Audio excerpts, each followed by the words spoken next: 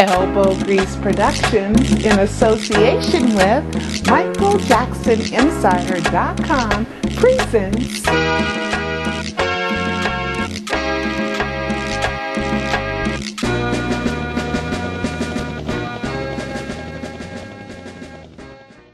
Hi, this is Pearl Jr. for MichaelJacksonInsider.com, bringing you details from the Katherine Paris Prince Blanket Jackson versus AEG trial. I was inside of the courtroom a couple of times this past week, and I have been thinking and listening with a death hoax ear. Now, all the other media sources so far that I've read have been doing a pretty good job detailing what is happening in the trial. Right now, they're pretty much going over what we learned in the Conrad Murray trial about the propofol and Conrad Murray having financial difficulties and Michael being somewhat addicted to propofol and he needed to rest because he had to rehearse and the pressures of being a pop star were just too much for him. But what I noticed this time that I kind of noticed last time, but I was a bit skeptical to bring up, is that Conrad Murray, I think he set himself up. Because without Conrad Murray giving the police all the information, they may not have ever even arrested him. It was supposed to be just a death investigation, then it became a criminal investigation, and I'm going to tell you why. First off, after the ambulance took what we know as Michael Joseph Jackson, even though we know his real name is Michael Joe Jackson, to UCLA Medical Center, Dr. Murray stayed for a little while and then he disappeared for 2 days. And the police couldn't find him. So the police are like, that's suspicious. How come he's not returning any phone calls? Now, they knew where he was because they were tracking his cell phone. He was in Santa Monica, California, with his girlfriend, Nicole Alvarez, or shall we call her baby mama. Well, anyway, that was one thing that made police go, wait a minute, how come we can't contact him? Then he did an interview on June 27th with LAPD in which he told them that there was a bag of propofol upstairs in the closet. What? Huh? Then they had found propofol on the floor in what we call not Michael's master bedroom, but the other bedroom, the hospital room in Michael's house near a nightstand. I thought Dr. Murray went in and cleaned up stuff and the paramedics said he was picking up stuff and some of the security said he was picking up stuff. Well, he missed a bottle of propofol. Then we have, when the police were looking for Conrad Murray, they went ahead and impounded his car. But when they impounded his car trying to get him to come forward, which worked, they found an AEG card from AEG Live, and they found a document stating that he was to be paid $150,000 a month.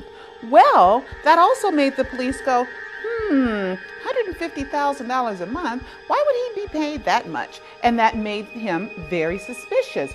Also, the police said that they never asked Dr. Murray who was his malpractice insurance carrier. Maybe so that they didn't go and sue the insurance company. Now, moving on to what else Dr. Murray did.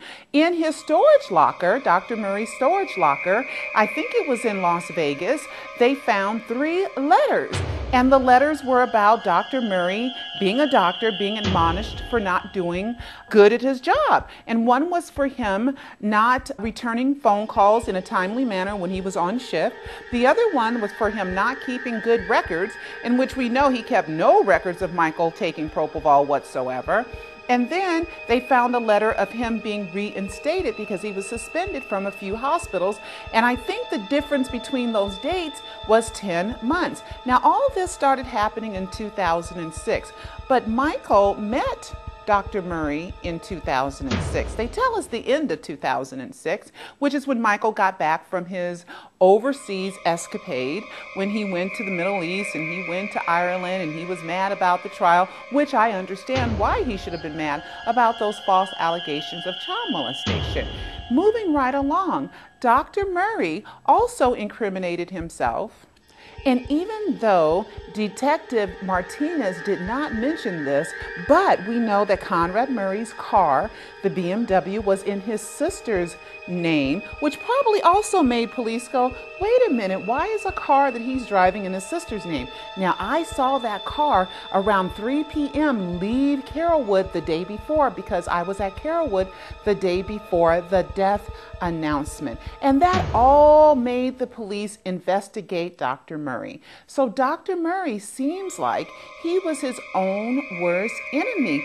Or is Dr. Murray a setup and a part of all this?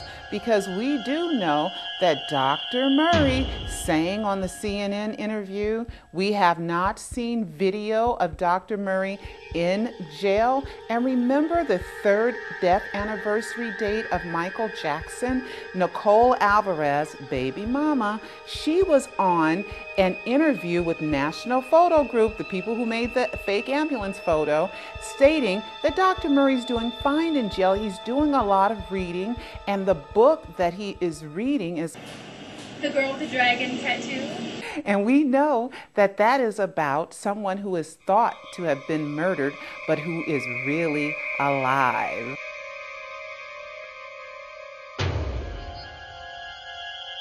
Alleged victim, Michael Joseph Jackson. Alleged date of June 25th, 2009.